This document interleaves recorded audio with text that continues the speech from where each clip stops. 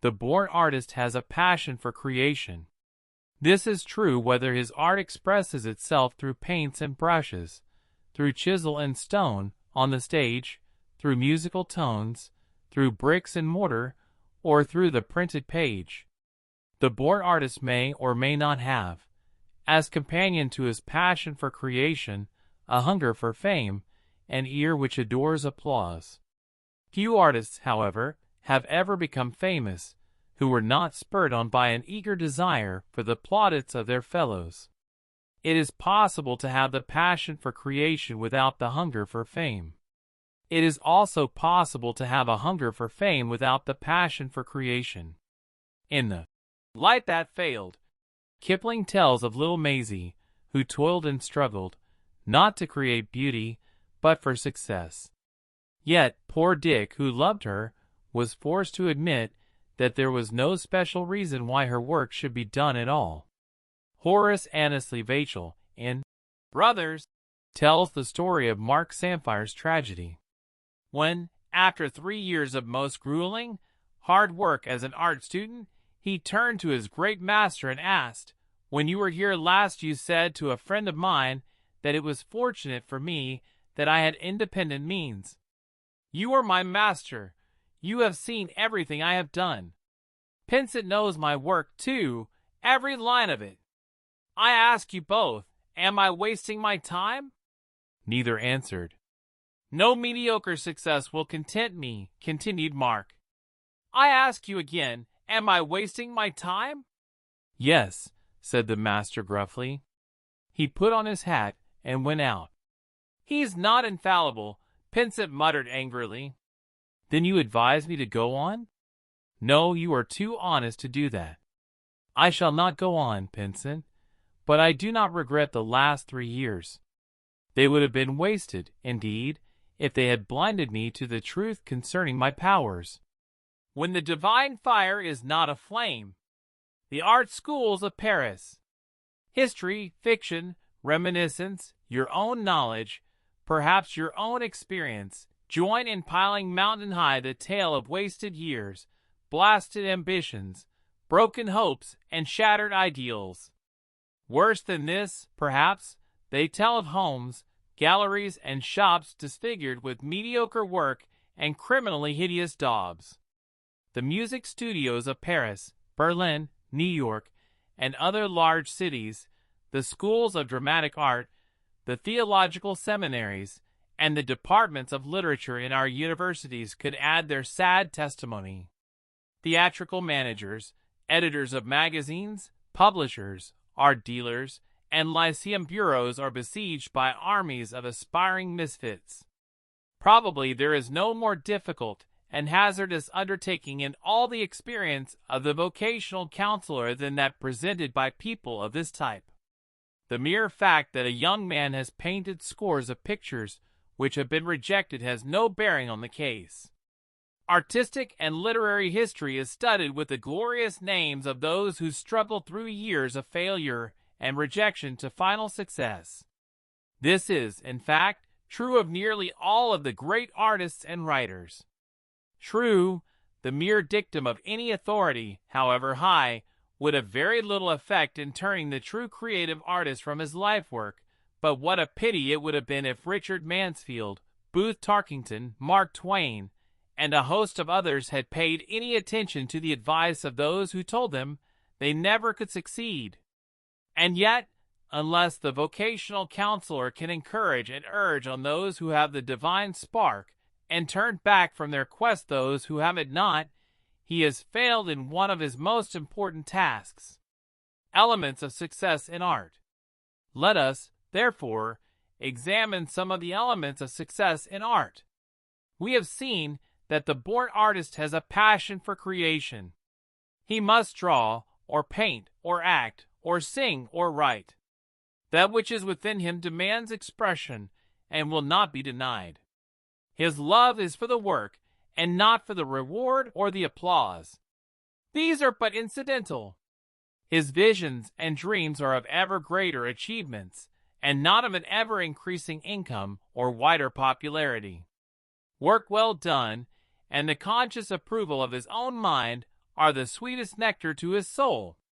But this passion of creation is, perhaps, not enough in itself. Art is a jealous mistress. Even the passion for creation must wait upon slowly and painfully acquired technique, and, in the case of painting, sculpture, instrumental music, and some other forms of art, upon inherent capacity and manual skill. Many an artist's soul is imprisoned in a clumsy body, which will not do its bidding. Art is long, and he who is unwilling or unable to keep alive the divine spark through years of poverty had better turn back before he sets forth upon the great adventure. Searching the portraits of the world's great artists, living and dead, you will not find a lazy man amongst them. An attempt to mix indolence and poetry. During our school days, we made the acquaintance of Lareem Hutchinson, then a lad of 20, shy, self-conscious, pathetically credulous, and hobbled by a prodigious ineptitude which made him a favorite but for schoolboy jokes and pranks. Lareem was in great disfavor with the teachers because he almost never had his lessons. He was also in disfavor with the college treasurer because he did not pay his bills. Lareem's father was a country minister and could send him only a few dollars a month. The rest of his financial necessities he was supposed to meet by sawing wood, mowing lawns, attending furnaces, and other such odd jobs. But Lareem never could hold these jobs because he was too lazy to do them well. He was also in high disfavor with his schoolmates, first, because of his timidity and self-consciousness. Second, because of the strange air of superiority which, paradoxically enough, he managed to affect even in spite of these handicaps. A little confidential consorting with this peculiar young man soon revealed the fact that he yearned to be heralded with great acclaim as the poet of the New World. Not only did he yearn, he confidently expected it. Nay, more, he already was the poet of the New World, and awaited only the day of his acknowledgment by those who, despite their prejudices and envy, would eventually be compelled to accord him his true position. To prove his claims, Lareem read us some of his poetry. It was bad, very bad, and yet it was not quite bad enough to be good. Such visions of glory as obscured Lareem Hutchinson's sensible view of the practical world are, perhaps, common enough in adolescence, and, as a general rule, worked no serious harm. There were, however, two fatal defects of character in this case. The first was that Lareem continued to dream and to write what he thought was verse, when he ought to have been at work plowing corn, for he had qualities which, with industry, would have made him a successful farmer. Second, he was mentally too lazy for the drudgery even the greatest poet must perform if he is to perfect his technique. A mind focused on details. The case of Marshall Mears, a young man who consulted us a few years ago with reference to his ambition to become a journalist and author, well illustrates a different phase of this same problem. This young man was of the tall, raw-boned, vigorous, active, energetic, industrious type. There was not a lazy bone in his body. In addition to his energy, he had unusual powers of endurance, so that he could work 15, 18, or 20 hours a day for weeks at a time without seeming to show any signs of fatigue. He was ambitious for success as a writer. He was willing to work hard, to work long, to wait for recognition through years of constant effort. He had secured a fairly good education and, in many ways, seemed well fitted for the vocation he had chosen to pursue. A careful examination, however, showed two fundamental deficiencies in Marshall Mears, which training could only partially overcome. First, his was one of those narrow-gauge, single-track minds. He was incapable of any breadth of vision. His mind was completely obsessed with details. He would go to a lecture or to a play, and invariably, instead of grasping the main argument of the lecture or the lesson of the play, he saw only a few inconsequential details of action in the play, and remembered only stray and somewhat irrelevant statements made by the lecturer. A novel or an essay appealed to him in the same way. Present to him a business proposition, and his whole attention would be absorbed by some chance remark. He was a devoted admirer of the late Elbert Hubbard, and he had longed for years to hear the great man lecture.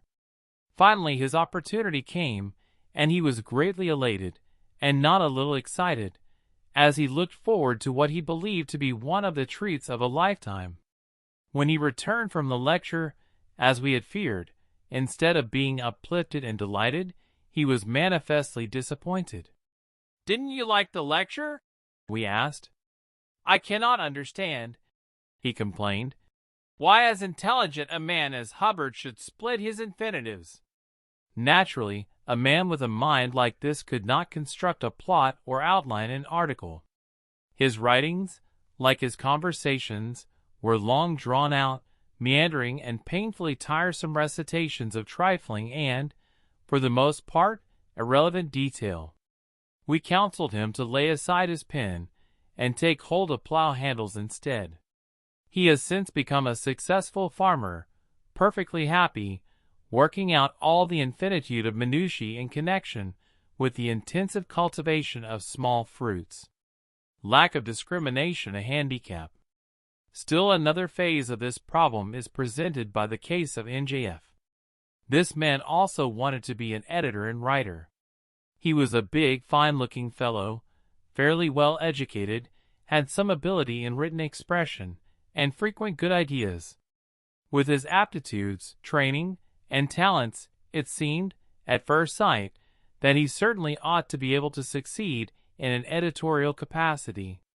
Further examination showed, however, a lamentable lack of discrimination, a deficient sense of the fitness of things, and consequently unreliable judgment. These deficiencies are worse than handicaps to an editor.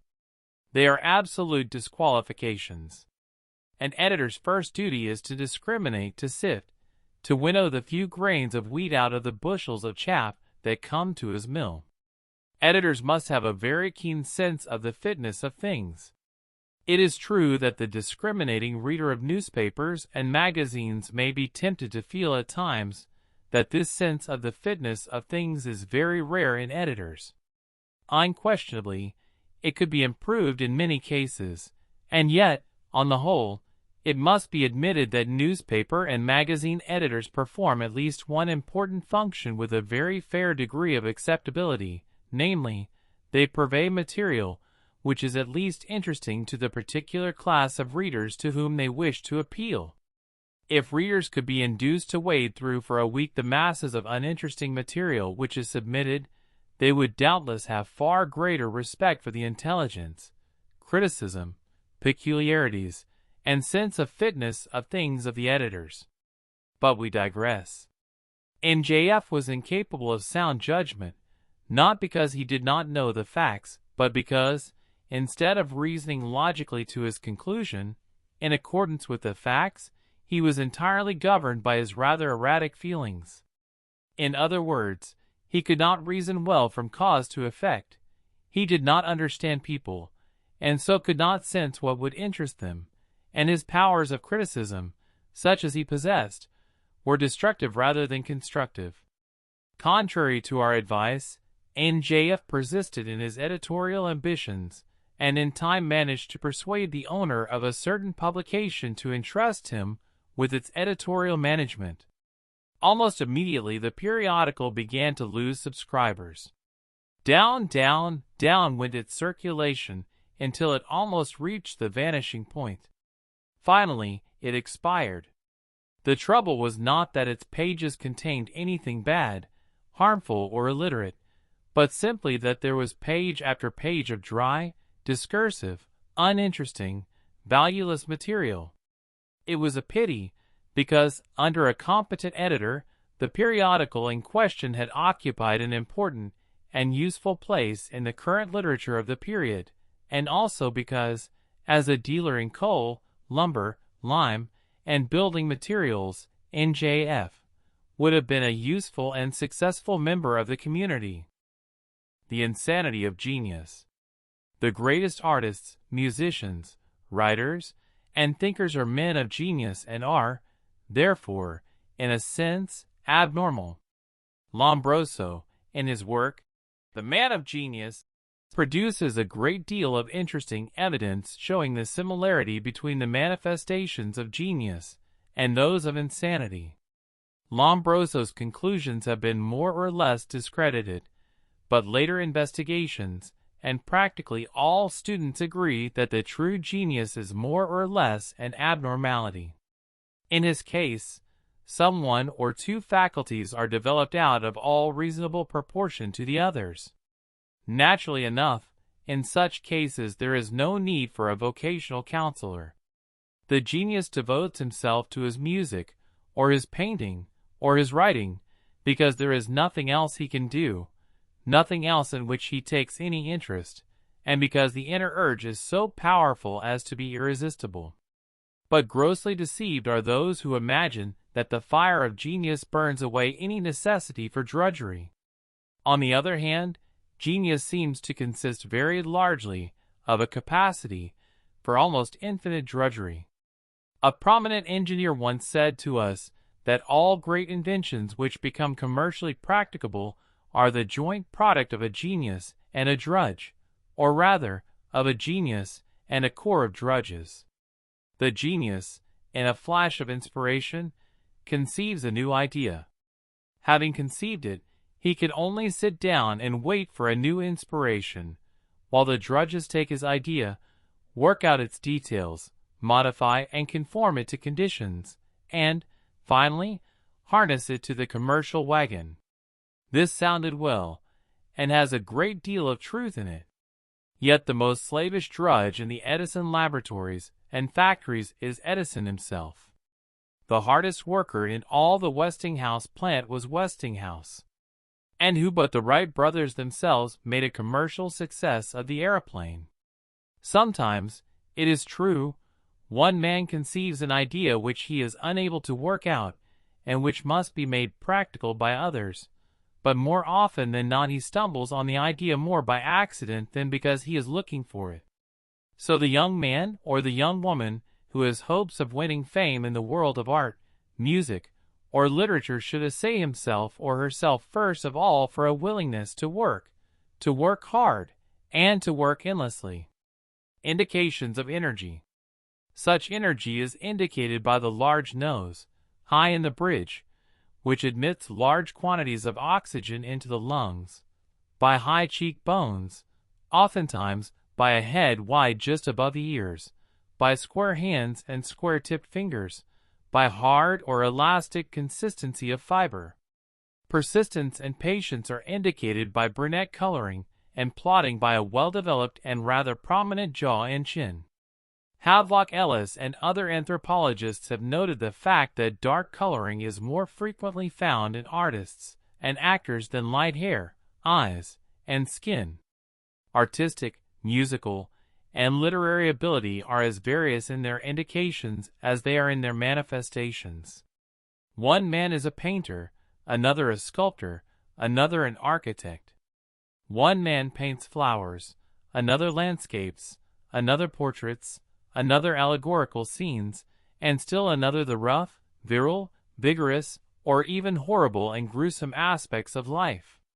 One musician sings, another plays the violin, still another the piano, and another the pipe organ. One conducts a grand opera, another conducts a choir. One musician composes lyrics, another oratorios, another ragtime, and still another symphonies. One man writes poetry, another stories, another essays, another history, another philosophy, and still another the hard, dry, mathematical facts of science.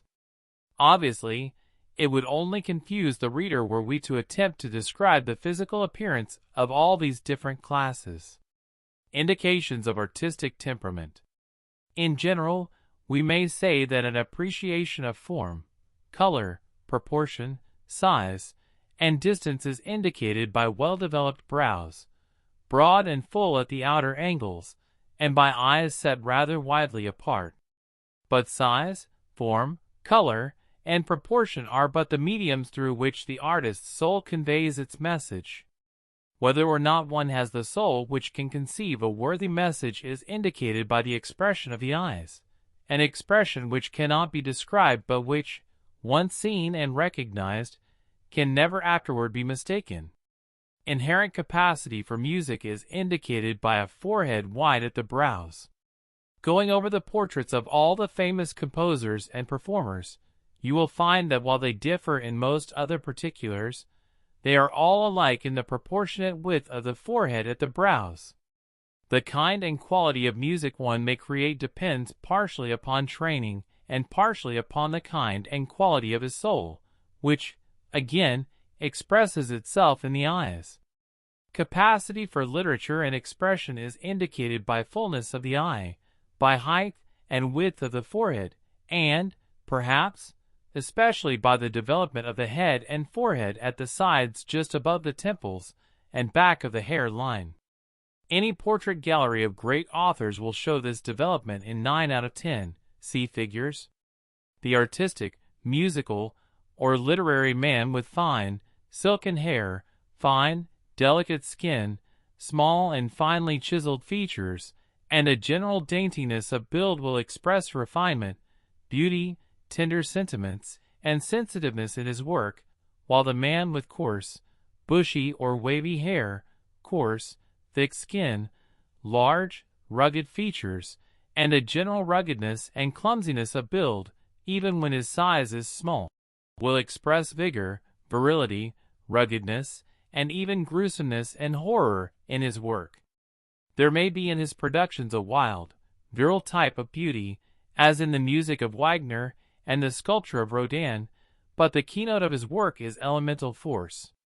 The dilettante has conical hands, with small, tapering fingers.